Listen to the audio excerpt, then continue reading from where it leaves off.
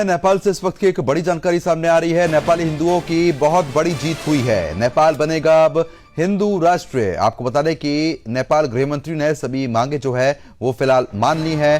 संयुक्त हिंदू मोर्चे से तीसरे चरण की बैठक सफल रही है। सभी 13 सूत्रीय मांगों को सरकार ने माना है। तो बता दें कि हिंदू सम्राट सेना और गृह मंत्री सूदन की प्रेस कॉन्फ्रेंस हुई है। संयुक्त हिंदू मोर्चे ने 4 दिन से शुरू किया था आमरण अनशन। 13 सूत्रीय मांग में हिंदू राष्ट्र बनाना पहली मांग थी। पहले गृहमंत्री ने मांगा था 3 महीने का समय। अब सभी मांगों को मानने के लिए बालिन शाह सरकार तैयार हो चुकी है। तो बड़ी जीत नेपाली हिंदुओं की हुई है। हिंदू राष्ट्र अब बनता हुआ नजर आएगा, जिसकी मांग लगातार उठ रही थी। संयुक्त हिंदू मोर्चे से तीसरे चरण की बैठक सफल रही है। सभी 13 सूत्रीय मांगों को सरकार ने मान लिया है। तो बड़ी और महत्वपूर्ण खबर आपको बता रहे हैं। तो बता दें आपको कि लंबे समय से इसको लेकर आमरण अनशन चल रहा था और अब सफलता मिली है। संयुक्त हिंदू मोर्चे ने 4 दिन से शुरू किया था आमरण अनशन। संवाददाता सुबोध कुमार हमारे साथ जुड़ चुके हैं अपडेट देने के लिए। सुबोध, जिस तरीके से सभी 13 सूत्रीय मांगों पर मोहर लग गई है, सरकार मान रही है, क्या अपडेट आपके पास है?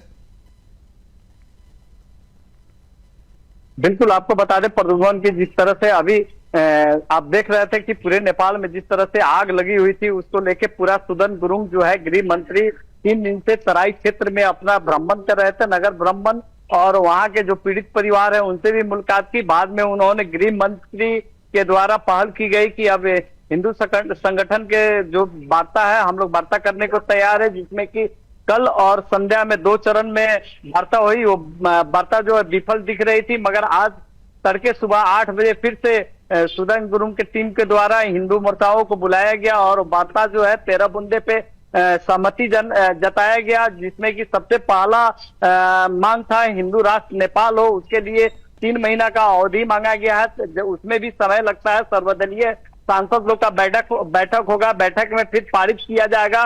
पारित करने के बाद ही नेपाल हिंदू राष्ट्र बनना संभव हो पाएगा। दूसरी ओर की जो मांगे थी हिंदू मोर्चा के द्वारा कि 2062 विक्रम संवत का जो भी नागरिकता है उसको जांच की जाए। जांच के बाद में अन्य जो जितने भी पर्व और जुलूस निकाले जाते हैं उसमें हथियार बंद हो और जो भी पीड़ित परिवार है उसको उचित मुआवजा दे और उनके घर को सरकारी नौकरियां भी दें और जितने भी रोहिंग्या घुसपैठिया है उनको देश से बाहर निकाले और जो भी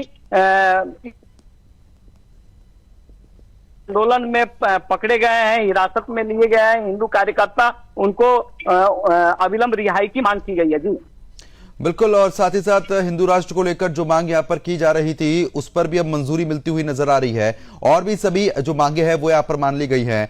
और साथ ही साथ जो लोग प्रदर्शन कर रहे थे, अब उनकी तरफ से क्या कुछ कहा जा रहा है? कोई बातचीत हो पाई है आपकी?